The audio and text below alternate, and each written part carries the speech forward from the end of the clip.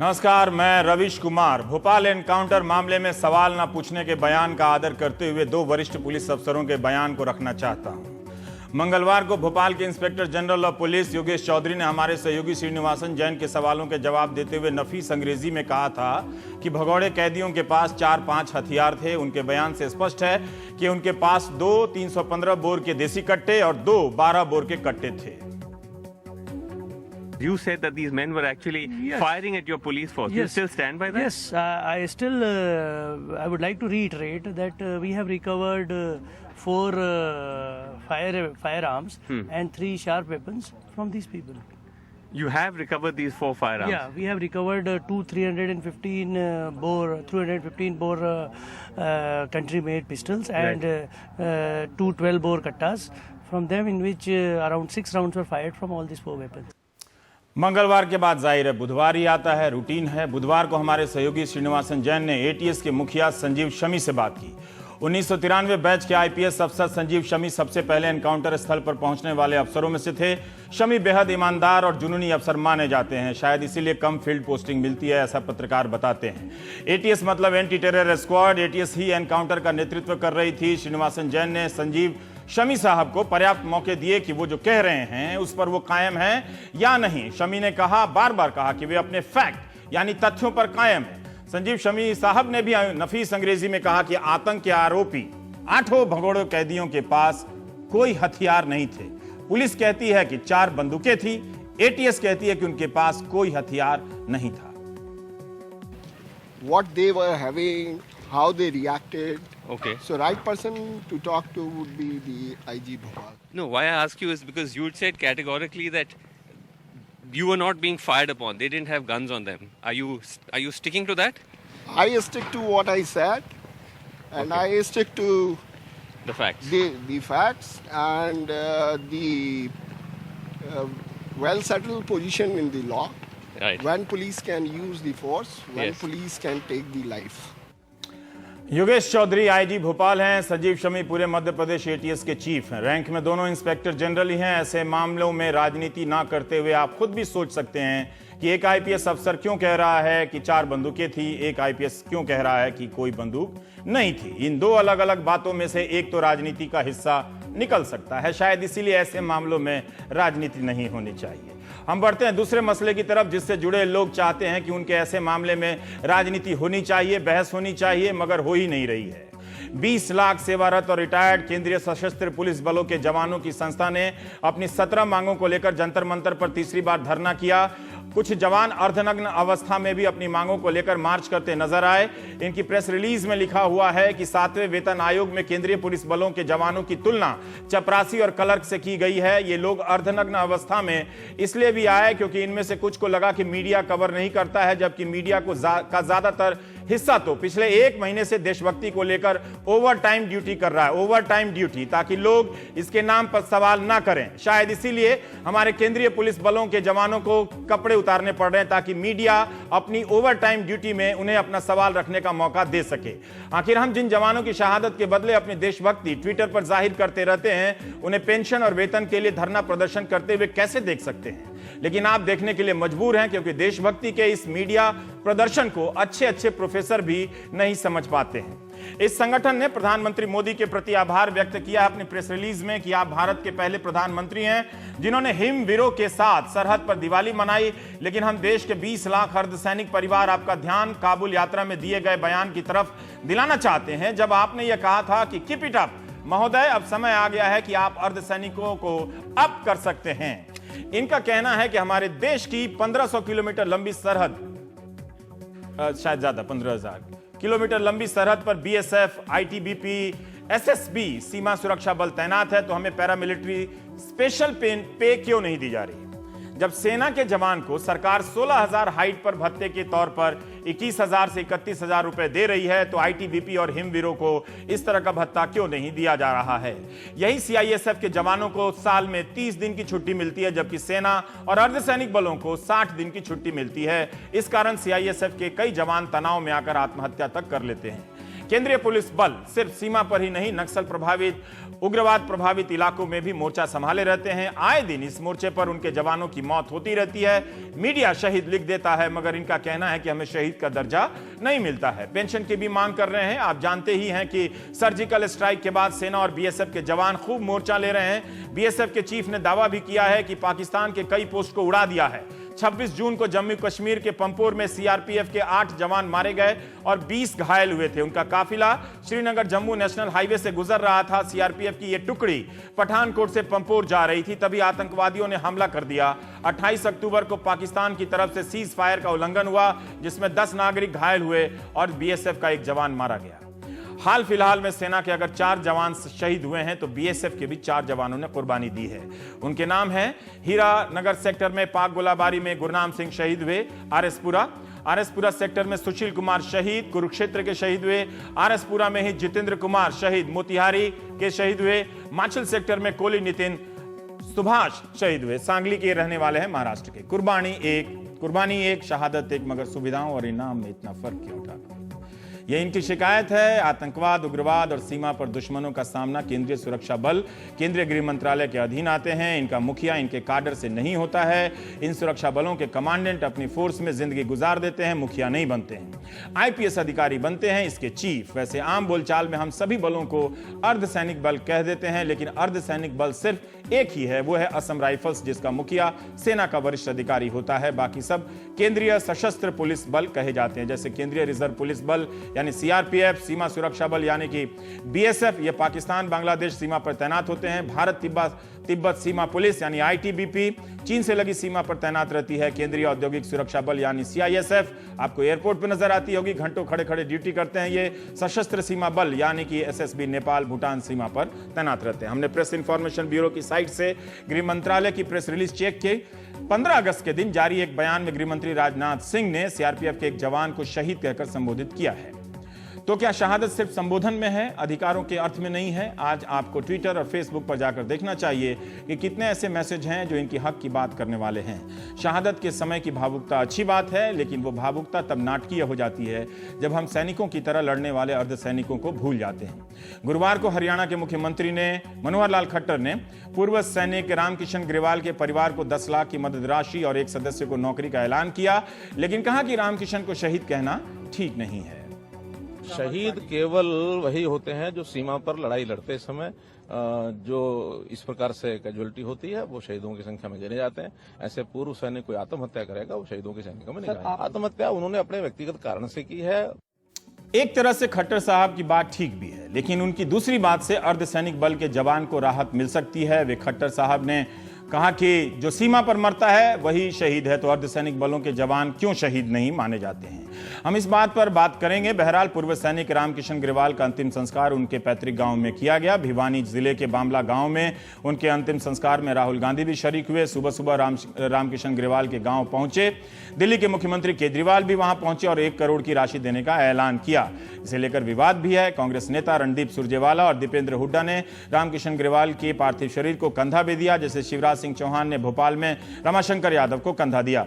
हरियाणा में कांग्रेस सरपंच या पंचायत के चुनाव में किसी को पार्टी टिकट नहीं देती है, लेकिन केंद्रीय मंत्री वीके सिंह ने कहा कि रामकिशन ग्रेवाल कांग्रेस के टिकट पर सरपंच का चुनाव लड़ा था। उसकी आत्महत्या दुर्भाग्यपूर्ण है। उसका मामला बैंक का था, उसकी बैंक से चूक हुई, 1 रैंक 1 पेंशन की वजह से नहीं। उसे किसने सल्फास की टेबलेट दी, वो हमारे पास आता और हम हेल्प ना करते तो हमारा कसूर होता।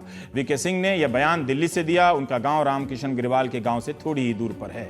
भाजपा नेता सिद्धार्थनाथ सिंह ने कहा कि राहुल गांधी ने 1 रैंक 1 पेंशन को लेकर कभी कुछ नहीं किया। हमने तो इसकी कमियों को ठीक करने के लिए एक कमेटी भी बनाई है। बीजेपी के सांसद सत्यपाल सिंह ने कहा कि उन्हें लगता है कि दिल्ली पुलिस ने इस मसले को ठीक से हैंडल नहीं किया है। पूर्व सैनिक के परिवार से मिलने में किसी को कोई दिक्कत नहीं होनी चाहिए।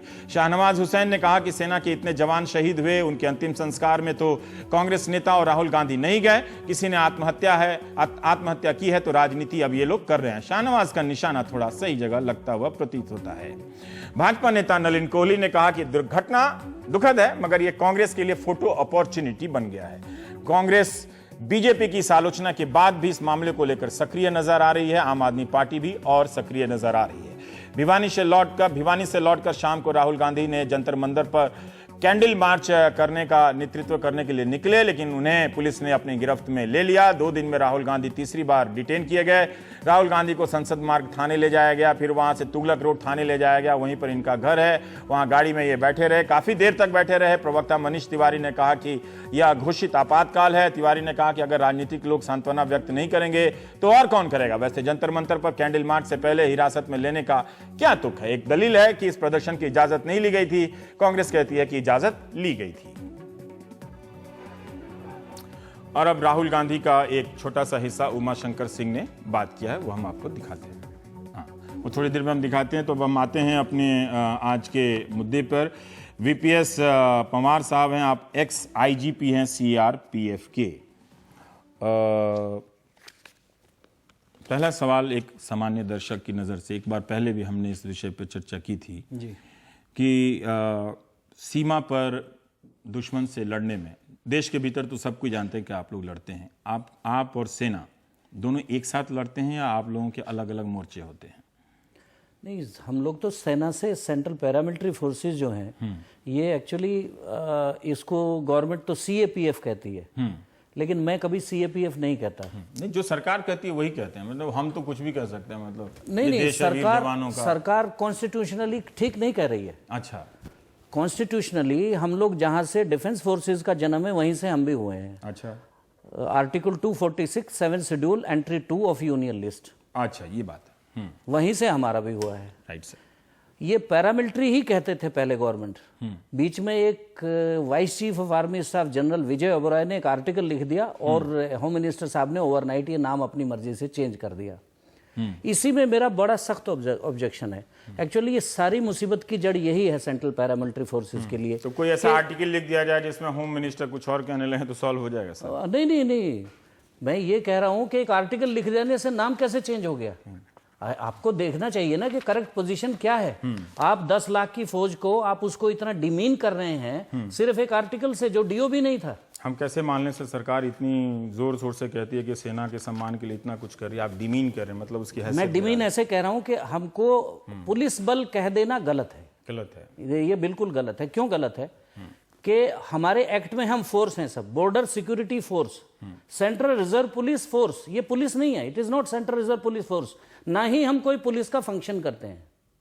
हम पुलिस का कोई फंक्शन नहीं करते। पुलिस का फंक्शन है detection and prevention of crime, हम तो वो नहीं करते हैं। समझ गए बात को। तो और ना ही पुलिस जो है सेंटर के दायरे में है। पुलिस स्टेट सब्जेक्ट है, पुलिस और पब्लिक ऑर्डर।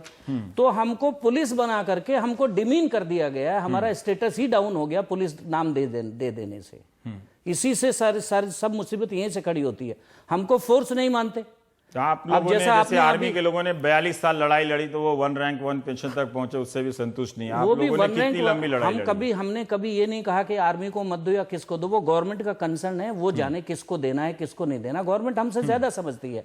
हम लेकिन जब भी कभी कोई बेनिफिट पैरामिलिट्री फोर्सेस को मिलने की बात होती है तो आर्मी उसको अपोज करती है। ये बड़ा दुर्भाग्यपूर्ण है। अपोज नहीं करना चाहिए। अगर गलत बात है तो बोलना चाहिए ये ठीक है या गलत है। ठीक है, अब हमारे दर्शकों को बताइए कि एक तो बात हुई परिभाषा, नोमेनक्लेचर, मतलब किस नाम से पुकारते हैं उसी से बहुत सारे अर्थ आपके बदल जाते हैं, इसे लेकर शिकायत है। हम आपको फोर्स ही नहीं माना जा रहा। और दूसरी बात यह है कि जो हमको कॉम्बैट ड्रेस है वो हम वही पहनते हैं जो आर्मी है। आम पब्लिक तो हमें फौजी ही समझती है, इसलिए जो हम अच्छा काम भी करते हैं वो भी फौज के उसमें चला जाता है। अच्छा, आप लोग का पीआर खराब है? हमारा पीआर है ही नहीं, कोई पीआर नाम की चीज ही नहीं। हमारे यहाँ पीआर पे बहुत सीनियर अफसर कोई स्टेटमेंट दे सकता है। मैं रिटायर्ड हूँ इसलिए आपके पास आके कायदा है सर, आर्मी में भी कायदा है। नहीं, आर्मी में कायदा है, लेकिन आर्मी का अपना एक इतिहास उनका है, एक अपना आर्मी के अंदर जो भी है गौरवशाली इतिहास है। मैं किसी पे कमेंट नहीं करूंगा। उनका सेटअप है, एक सेटअप के अंदर काम करते हैं। यहाँ जो है रोज अलग अलग चेंज होता है।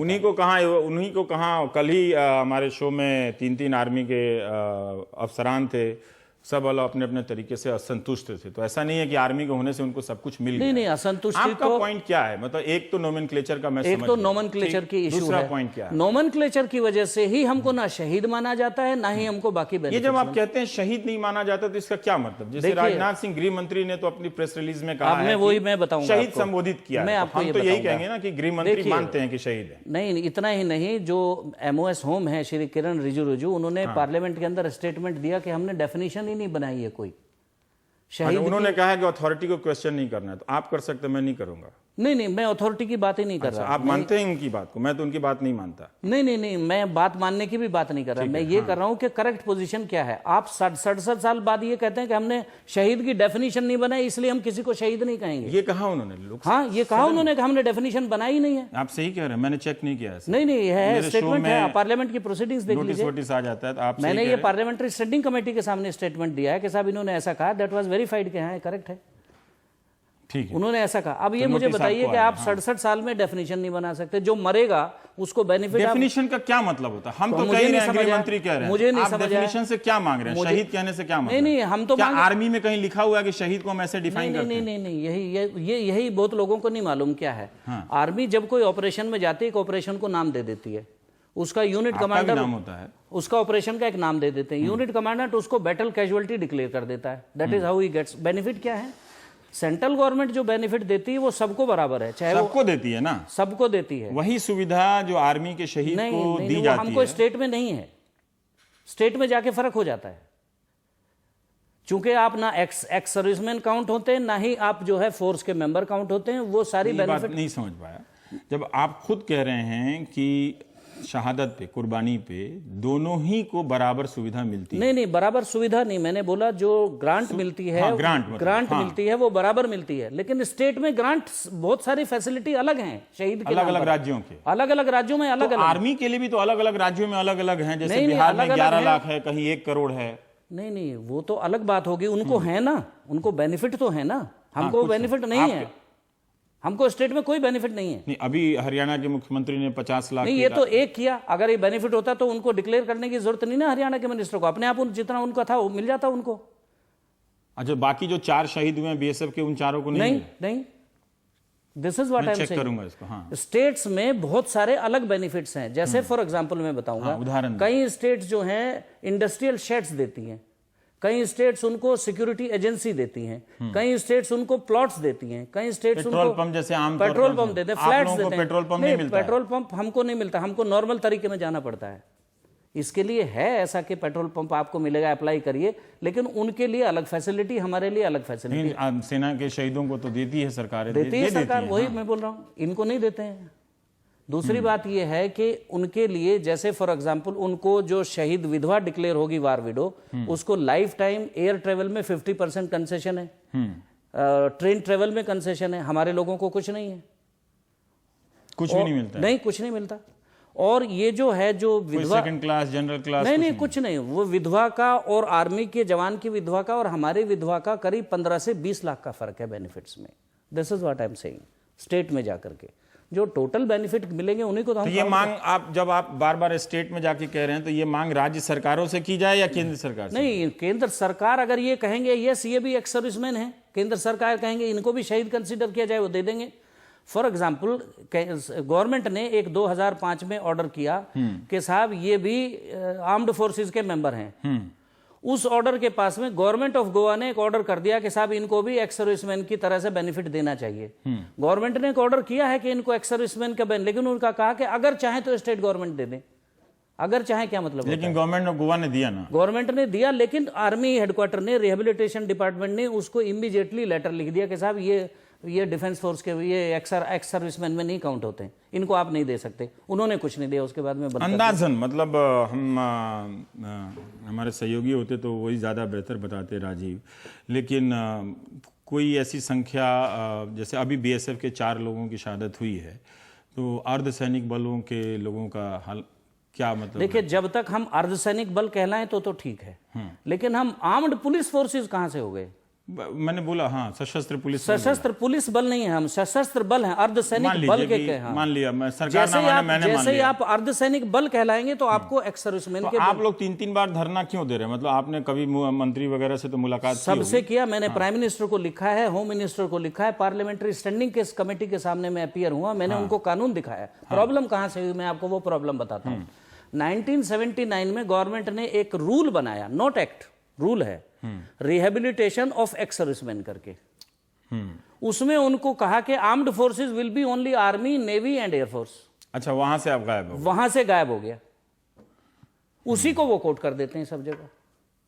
और उसमें लेकिन उसी रूल में ये लिखा हुआ है। आप लोगों का मनोबल जैसा कुछ नहीं होता, जैसे बार बार सुनते हैं कि नहीं, मनोबल बहुत होता है आप लोगों का भी मैं मनोबल। आपको ये बताऊं, मनोबल बहुत डाउन है। और मेरे ऊपर इतना, बिकॉज मैं एक कमेटी भी हेड कर रहा हूं, सेंट्रल एक्स सर्विसमैन की कमेटी को, नेशनल कोऑर्डिनेशन कमेटी। मुझे सब लोग, मैं ये नहीं चाहता हूं कि हम लोग सड़क पे जाके, जैसे मैं ये पसंद नहीं करता कि आप सड़क पे नंगे होकर के चिल्लाएं, I don't like this.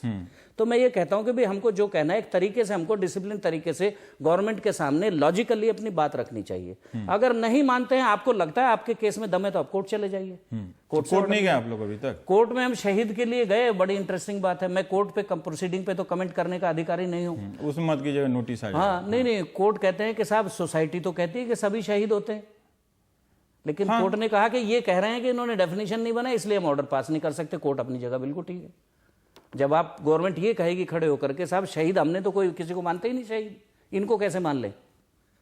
Government ने कोर्ट में ये कहा हमने कोई शहीद को मानते ही नहीं किसी को, तो उन्होंने कहा फिर हम क्या ऑर्डर पास करें? वो तो ठीक है अपनी जगह, लेकिन तो दुनिया में कहीं डिफाइंड है क्या सरकार के कागज पे कि शहीद किसे कहेंगे? मतलब आमतौर पे जो ड्यूटी पे अपनी जान देता है, परसेप्शन के जो भी कंट्री के लिए जान देगा, हाँ, जो ड्यूटी पे जो भी अपनी जान को है। न्योछावर, देखिए बाकी सर्विस में और इन सर्विसेज में क्या फर्क है। अगर आप यहां काम कर रहे हैं और आपके ऊपर कोई अटैक करता है, you have a choice to wriggle out. लेकिन जब आप वर्दी लगा के खड़े हैं और आपके सामने बंदूक खड़ी है, तो आपके सामने ये चॉइस नहीं कि मैं भाग जाऊंगा, गोली खानी पड़ेगी, गोली खानी पड़ेगी, मरना पड़ेगा या लड़ना पड़ेगा। मेरे पास चॉइस नहीं है वो। ये मैं इसीलिए भर्ती हुआ हूं मैं। This is the difference. मैं अपनी जान लगाऊंगा तो जवानों को इस तरह, पत्रकारों के पास ना तो खाने का विकल्प, खाने का हमारे पास भी वही है, खाने का ही विकल्प नहीं, मैं यही कह रहा हूं कि यही कह रहा हूं, लेकिन उनकी कंडीशन आप देखो ना, मैं आपको फोटोज दिखा सकता हूं, वो क्या क्या हालत है उनकी। पिछले 10 साल में हमारे 32 ऑफिसर मरे हैं। 32 करीब 1000 जवान मरे हैं। 1000 जवानों की शहीदी है, कहीं बता दें कोई? अब मैं अगर ऐसे कहूंगा तो बहुत लोगों को बुरा लगेगा। इंडिपेंडेंस के बाद सेंट्रल पैरामिलिट्री फोर्सेस की शहादत सबसे ज्यादा है। मैं किसी को नहीं कहता किसके मुकाबले में ज्यादा है, लेकिन सबसे ज्यादा है किसी भी ऑर्गेनाइजेशन या कंबाइंड ऑर्गेनाइजेशन। ये जो आप कह रहे हैं भत्ते में, जैसे आपने कहा कि पहाड़ पे, ऊंचाई पे है ना, 16,000 से 21,000 आपकी प्रेस रिलीज में देखा, ये क्या है? मतलब वहां आप लोगों को कितना पैसा मिलता है? क्या हर जवान को स्पेशल अलाउंस मिलता है जो उस ऊंचाई पे तैनात होता है? देखिए, अभी मैं आपको एक बात बताऊं, अभी इन्होंने कहा कि इनको हार्ड एरिया अलाउंस मिलेगा। हाँ, लेकिन आपको ये जान के परेशानी होगी कि उन्होंने कहा कि अगर हार्ड एरिया अलाउंस लोगे तो टीएडीए नहीं मिलेगा। आपको सर्टिफिकेट दोगे कि मुझे टीएडी नहीं चाहिए, तब आपको हार्ड एरिया अलाउंस मिलेगा। ज्यादा कौन होता है, टीएडीए होता है या हार्ड? नहीं, कहीं पे दोनों बराबर हैं, तो जो जिसकी जो चॉइस है वो ले लेता है। लेकिन मुझे बताइए, हार्ड एरिया अलाउंस का टीएडीए से क्या ताल्लुक है? जब भी कोई गवर्नमेंट सर्वेंट अपने हेडक्वार्टर से बाहर जाता है, उसको टीएडीए एंटाइटल्ड है। हार्ड एरिया अलाउंस है because of the arduous nature of the place. कहीं ज्यादा आर्मी के भी लोग कहते हैं, मैं कहीं पुराना लेख पढ़ा था, अभी सरकार ने क्या फैसला लिया मुझे ज्ञात नहीं है, कि गुवाहाटी में कोई अफसर तैनात होता है तो उसको ज्यादा हार्ड एरिया अलाउंस मिलता है, जबकि सेना के लोग किसी मुश्किल जगह मैं पे उस जाते बात हैं तो से कम मिलता है। मैं उस नहीं, मैं एक बात ये मैं भी कह रहा हूँ controversy में जाना नहीं चाहता, वो भी लेकिन- उन अंतरों से जूझ रहे हैं। मतलब लेकिन ऐसा वो नहीं कि वहाँ एक गड़बड़ है। वहाँ टोटल काउंट करिए आप, टोटल कितना मिल रहा है। तो क्या आप उसमें जिस free हार्ड राज- एरिया में सेना का जवान तैनात है उसको TADA plus hard area allowance मिलता है? नहीं, उनके साथ हमारा कोई कंपैरिजन तुलना नहीं, ठीक है, आप नहीं करना चाहते, पर आप करना चाहते नहीं हैं कि चाहिए। टीएडीए प्लस हार्ड एरिया मेरा ऐसा मानना है, अलाउंस मिलना सारी चाहिए। दुनिया के अंदर ये प्रिंसिपल है कि डिफेंस फोर्सेस को हाईएस्ट लेवल पे रखना है। ये हमारा ही नहीं है, सारी दुनिया का यही प्रिंसिपल है। उनको सबसे ज्यादा बेनिफिट्स मिलते हैं, हमें कोई ऑब्जेक्शन नहीं है उसमें। वी विल नॉट ऑब्जेक्ट, और हमें कोई ऑब्जेक्शन होना भी मिलना भी चाहिए, ठीक मिलना भी चाहिए, because they are prepared for war and they fight the enemy. लेकिन बात मैं अब दूसरी बात पे आता हूँ। जब आप वार की बात कर रहे हैं, वार किससे होती है? एनिमी से। उसी को तो वार कहते हो ना। मेरी आपकी लड़ाई होगी तो वार नहीं कहलाएगी ना, ये तो मेरी और आपकी लड़ाई कहलाएगी।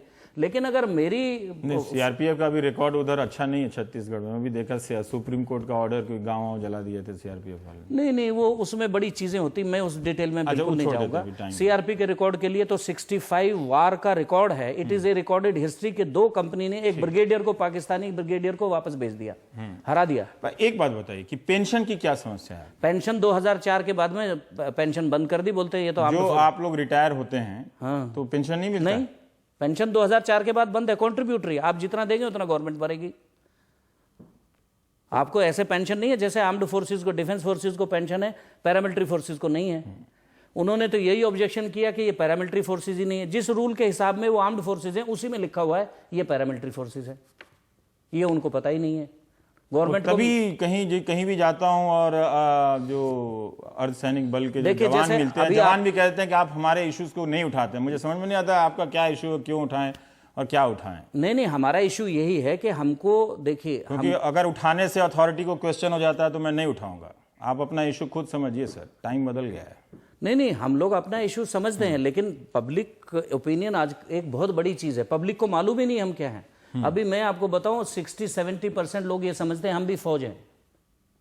उनको पता ही नहीं सीआरपी, बीएसएफ और बाकी में क्या फर्क है। उनको पता है, उनको थोड़ा बहुत लोगों को नहीं पता सीआरपीएफ आ है, गए, पैरामिलिट्री आ गई, बहुत लोगों को नहीं पता है। वो जहां जहां डिप्लॉयड है वहां जानते हैं भाई ये सीआरपी है, और उनको ये भी पता है ये क्या काम कर रहे हैं। तो जब आप सरकार से बात करते हैं तो क्या आश्वासन मिलता है? आपने कहा कि 7th पे कमीशन में चपरासी और सेवंथ पे क्लर्क के कमीशन बराबर ने रख दिया बहुत है। सारे लॉडेबल रिकमेंडेशन किए हैं, बहुत सारे किए। तो उसको भी रिकॉग्नाइज करना चाहिए। नहीं, क्योंकि हमने सरकार 100% नहीं मान सकती नहीं, है। हमने किया। हमने तो पे कमीशन को जाके भी बोला कि साहब हमको कोई शिकायत नहीं है, लेकिन ये इम्प्लीमेंट होना चाहिए।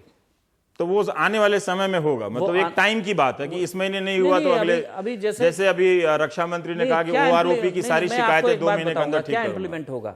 हमको जब आप यही रिकॉग्नाइज नहीं कर रहे, इवन 10,000 गजेटेड ऑफिसर्स हैं, आप उनको बोलते हैं ये तो सर्विस ही ऑर्गेनाइज सर्विस नहीं है। जो इतना सेंसिटिव ड्यूटी कर रहे हैं उनको बोलते हैं organise service. We had to go to high court.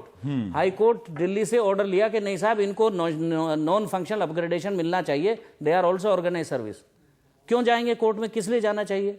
Government को खुद समझना चाहिए कि भाई गवर्नमेंट क्या ये कहना चाहती कि इतनी सेंसिटिव ड्यूटी पे जो 10,000 ऑफिसर लगे हुए हैं उनको हम ऑर्गेनाइज सर्विस का मतलब है साइंटिफिक मैनेजमेंट, तो उनको क्या वो अनसाइंटिफिकली मैनेज करना चाहते हैं? This is the argument, this appears to be the argument. बहुत बहुत शुक्रिया। आज काफी ब्रेकिंग न्यूज का दिन था, लेकिन फिर भी हमने सोचा कि आपकी बात को जरूर रखना चाहिए। पता नहीं कब बात रखने का मौका ना मिले, तो इसलिए जब तक है तब तक तो रखना चाहिए, क्योंकि कई बड़ी खबरें आ जाती हैं अचानक, हम कुछ और प्लान करते हैं, तो इसलिए कई बार मौके नहीं मिलते हैं। तो ब्रेक के बाद मेरी बात थोड़ी मुश्किल होती है समझने में, लेकिन आप समझ गए होंगे। मैं छोटे से ब्रेक के बाद आता हूँ, फिर और कुछ बात करता हूँ आपसे।